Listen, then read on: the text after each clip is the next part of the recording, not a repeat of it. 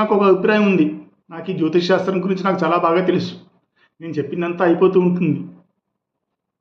అసలు నేను చెప్పిందే జ్యోతిష్యం, నేను చెప్పంది ఏది జ్యోతిష్యం కాదు. సరేనా? ఇలా అనుకునే వాళ్ళు చాలామంది ఉన్నారు. నాకు తెలిసి అటువంటి వాళ్ళు ఎవరున్నారో కూడా. ఇటువంటి వాళ్ళకి విద్య అబద్ధ, జ్యోతిష్యం అటువంటి వాళ్ళ గురించి కాదు. వాళ్ళు నేర్చుకోవడం ఎక్కడొక్కడ ఆగిపోతూ ఉంటుంది. నేర్చుకోవడం ఆగిపోయింది అంటే మనం సున్నా అయిపోయామని అర్థం. నా గురించి నేను చెప్పుకోవాలి అంటే నాకు తెలిసింది ఆవగింజంతా, తెలియాల్సింది మేరు పర్వతం అంతా. ఆ ప్రయత్నంలో భాగంగానే నేను రకరకాల జ్యోతిష శాస్త్ర గ్రంథాలు తిరిగేస్తుంటే నాకు కనిపించిన ఒక మరుగున పడిపోయిన ఒక యోగం ఈ అనువృత్త పార్శ్వ యోగా.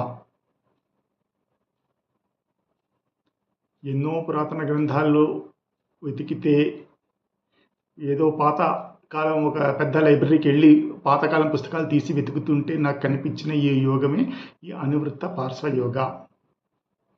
అనువృత్త పార్శ్వ యోగా అని అన్నాను కదా అని చెప్పి దాని గురించి మీరు పెద్దగా వర్రీ అయిపోవాల్సిన అవసరం కూడా ఏమీ లేదు. దాని గురించి నేను మీకు ఇప్పుడు వర్ణించి చెప్పబోతున్నాను. మామూలుగా మనందరికీ ఈ పాపకర్త యోగా మనకు చాలా అందరికీ పరిచయమైన యోగమే. అందరూ నిత్య జీవితంలో అది మన జీవితంలో ఒక భాగం. ప్రతి జ్యోతిష్కుడి జీవితంలోని పాపకర్త యోగా ఒక భాగం.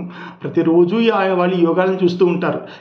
పంచమాన్ని చదువుతున్నాం అనుకోండి, పంచమానికి తృతీయంలోనూ షష్టమంలోనూ పాపగ్రహాలు ఉన్నాయనుకోండి, మనం మామూలుగా ఉంటాం పంచమ భావం పాపకర్త యోగాలో ఉంది అంటాం. ఓకే, లేకపోతే దాని పంచ పాపకర్త యోగా అంటాం మనం దాన్ని. అలా దీనికి సంబంధించిన ఇంకొక వేరియంటే ఈ అనువృత్త పార్శ్వ యోగా. ఈ యోగం చెప్పేది ఏంటి అంటే, ఒకవేళ తృతీయంలోనూ షష్టమంలోనూ పాపగ్రహాలు ఉండాల్సిన అవసరం లేదు. ఒక తృతీయం మీద దానితో పాటు షష్టమం మీద కూడా పాపగ్రహాల దృష్టి పడినా కానీ అది పాపకర్త యోగం కిందకే లెక్క పెట్టండి. కానీ దీని పేరు మాత్రం అనువృత్త పార్శ్వ యోగా. పేరు మాత్రమే వేరే. అనువృత్త అంటే కొంచెం అటు ఇటు పక్క దృష్టి ఉండే యోగం అనమాట, అంతే, అంతకనికి ఏం లేదు.